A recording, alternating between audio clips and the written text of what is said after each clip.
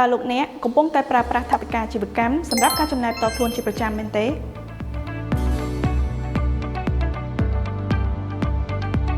នេះជាកំហុសឆ្គងទូទៅមួយដែលម្ចាស់អាជីវកម្មជាច្រើនតែងតែជួបប្រទះវាអាចធ្វើឲ្យលោកអ្នកមានភាពស្រពេចស្រពិលនិងពិបាកក្នុងការវិនិច្ឆ័យថាតើអាជីវកម្មរបស់លោកអ្នកកំពុងតែចំណេញ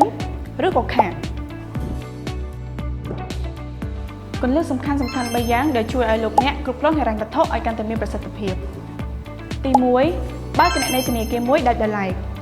សូមប្រើប្រាស់គណនីមួយដាច់ដោយឡែកសម្រាប់ប្រតិបត្តិការអាជីវកម្មនិងគណនីមួយសម្រាប់ផ្ទាល់ខ្លួនឬគ្រួសារទី2កំណត់ប្រាក់ខែជាក់លាក់មួយសម្រាប់ខ្លួនឯងជំនួសដោយការដកប្រាក់ចេញពីអាជីវកម្មតាមចិត្តចង់ឬតាមតម្រូវការជាក់ស្ដែងលោកអ្នកគួរតែកំណត់ប្រាក់ខែថេរមួយសមរម្យសម្រាប់ខ្លួនឯងជាប្រចាំខែក្នុងនាមជាអ្នកគ្រប់គ្រងអាជីវកម្ម